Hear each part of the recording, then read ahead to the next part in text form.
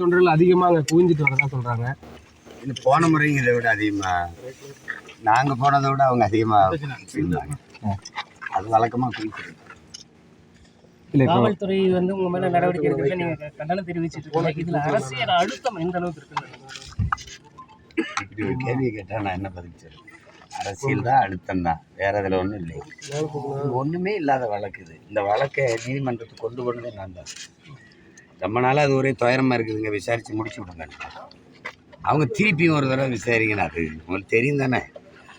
இதை முற்றுப்பட்டு தான் என்னை ஒன்றும் செய்ய முடியாது. இது இருக்கிற வரை தான் இழுத்து இப்படி இவ்வளவு நேரம் பாருங்கள், காலையில் பேசி மதியம் பேசி வேறு ஒரு அசிங்கப்படுத்திட்டு இருக்கலாம்ண்ணே.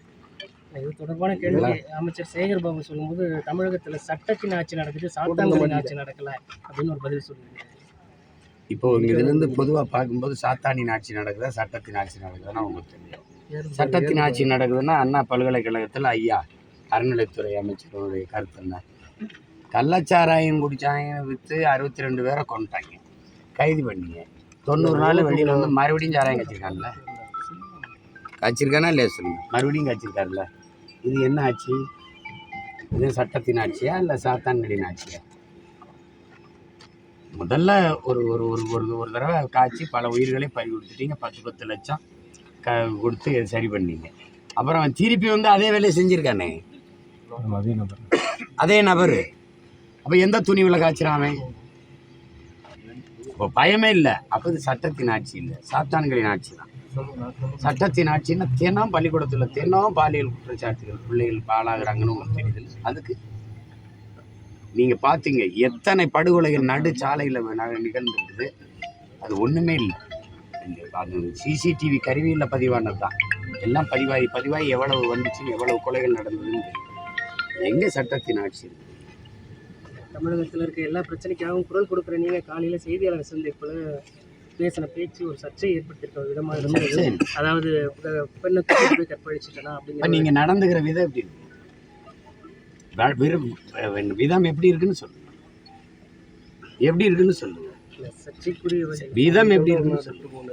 விருப்பம் இல்லாமல் ஒரு பெண்ணை கடத்திட்டு போய் நீங்கள் வலுக்கட்டாயமாக புணர்ந்தால் தான், வன்புணர்வு வச்சா தான் அது குற்றம். நீங்கள் விரும்பி படுத்தா அதுக்கு பேர் என்ன? அதுக்கு பேர் என்ன சொல்லுங்க.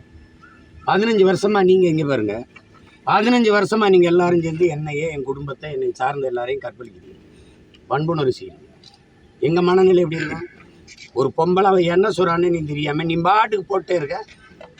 நான் இந்த இடத்துல அரசியலாக இவ்வளோ உயரமாக இல்லாமல் என்னை பார்த்து பயமில்லைன்னா விடுவேன். நீங்கள் இவ்வளோ பேசுவியா? நான் சாதாரண சினிமா இயக்குனர், திரைப்பட இயக்குனர். எனக்கு மார்க்கெட் இல்லை, ஒன்றும் இல்லை, படம் இல்லை. பேசுவாளா அவள் பேசுவாளா, நீ பேசுவியா? நான் இருக்கிற உயரம் உனக்கு பயங்கட்டுது. நான் வளர்ந்துருவேன்னு நினைக்கிறேன், அச்சப்படுறேன், நடுக்க வருது. அதனால இந்த ஆவுன்னா இந்த பொம்பளை குட்டி வந்து முன்னாடி சண்டை போடுறேன். வீரன்னா நேருக்கு நேராக போடணும், பொம்பளைக்கு பின்னாடி போய் நிற்கணும். பெரியாரை பற்றி நான் பேசுகிறேன், நீ பெரியாரை புகழ்ந்து பேசு. பெரியார் இதெல்லாம் செஞ்சுருக்கான்னு எடுத்து சொல்லி என்னை சரி பண்ணு.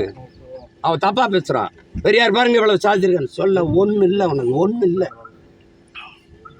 ஒன்றா இந்த அவதூறு, இந்த கேவலம், இந்த வாடகை வாயை வச்சு விபச்சாரம் பண்ணுற ஒரு கூட்டத்தை வச்சுருக்க, அதை வச்சுக்கிட்டு பேச விட்டுக்கிட்டே இருக்கிறது. அவனுக்கு சம்பளம் மாதம். வேற பெரியார் பற்றி பேசுறதோட பின் விளைவு தான் இதுன்னு நினைக்கிறேன். பல நேரங்களில் என்னை சமாளிக்க முடியலாம் கூட்டி வருவாங்கங்க. இப்போ போனாலும் வச்சுக்கோங்க, சரியாக 26 தேர்தலில் மறுபடியும் கூட்டிடுவாங்க. அந்த துயரத்துக்கு தான் வழக்கை போட்டு இது முடிச்சு விடுங்கன்னு கொண்டு போனேன். ஆனால் அது சரியாக வரல. அது உங்களுக்கு தெரியும், உங்களுக்கே தெரியும். அதில் அழுத்தங்கள் திருத்தங்கள்லாம் இருக்குது. அதனால தான் உச்சநீதிமன்றம் போயிருக்கு இப்போ வழக்கு. சார், உங்கள் வீடுகளில் புகுந்து அந்த காவலாளியை கைது செய்த காவல் ஆய்வாளர் மீது நீதிமன்றம் பிடியாணை கொடுத்துருக்கு. அவர் ஏற்கனவே ஒரு வழக்கறிஞரை தாக்கியிருக்காங்கன்னு எப்படி பார்க்குறீங்க? இவர் தொடர்ந்து இந்த மாதிரி தான் பண்ணுறாரா இல்லை எப்படி? இதுதான் இந்த மாதிரி செயல்கள் வந்து இதெல்லாம் அநாகரிகமானது. எங்கள் வீட்டில் வந்து அப்படி நடந்திருக்க வேண்டிய அவசியம் இல்லை. எங்கள் வீட்டில் இருக்கிற எல்லாருமே மிகச்சரியாக இருப்பாங்க.